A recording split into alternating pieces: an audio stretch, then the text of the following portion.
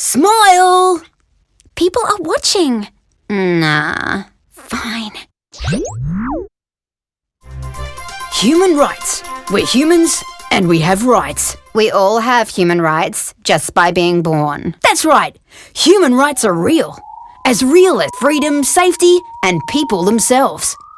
They are the ground rules for how we should treat one another, with dignity, respect, equality, and fairness. But how far back can we trace the origins of our human rights?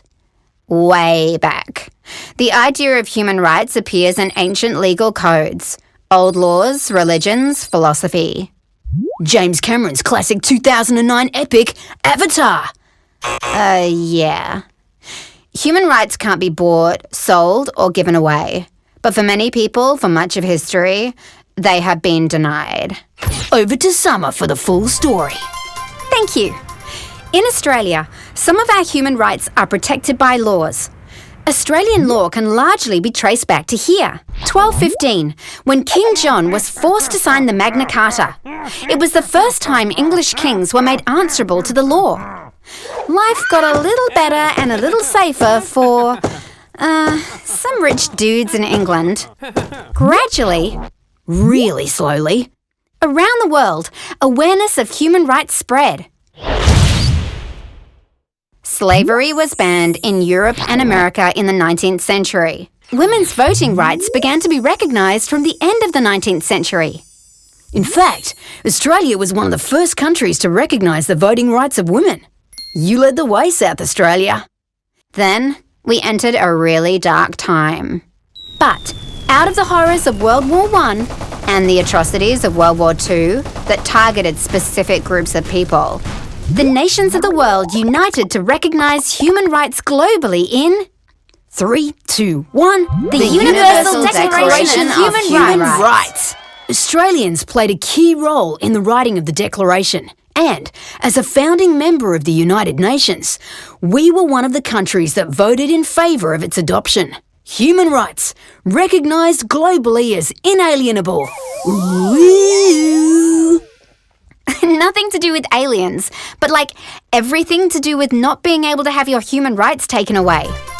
Citizens demanded that governments keep their promises to uphold the rights they agreed to protect.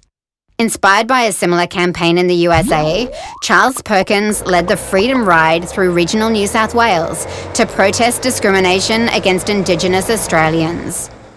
And during the 50s and 60s, Indigenous activists continued to fight for equal rights for all Aboriginal and Torres Strait Islander peoples. The 1967 referendum stripped discriminatory language out of parts of the Constitution. The government passed the Racial Discrimination Act in 1975, and the Northern Territory Aboriginal Land Rights Act was passed in 1976. In the 80s, the Australian Human Rights Commission was established. The Australian Human Rights Commission was established! And the Sex Discrimination Act was passed.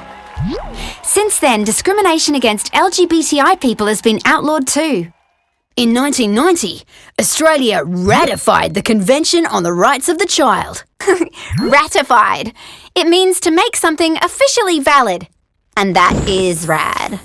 In 92, the Mabo decision recognised native title for the first time, and the Australian government passed the Disability Discrimination Act. In 2004, the Age Discrimination Act was introduced. In 2007, Australia signed on to the Convention on the Rights of Persons with Disabilities. And in 2009, Australia supported the United Nations Declaration on the Rights of Indigenous Peoples. That's epic. It's been an epic journey involving real people like you and me. The human rights we're born with come with a human responsibility. We have to respect each other's rights. We can't deny the rights of others just because they are different from us or have something we want. Even in Australia, with all its laws, there is more work to be done to ensure everyone's human rights are protected and respected. By respecting each other's rights, and standing up for those whose rights are being denied. Because human rights are for everyone, everywhere, every day. So, thanks for listening to our speech. Yay! That was fantastic!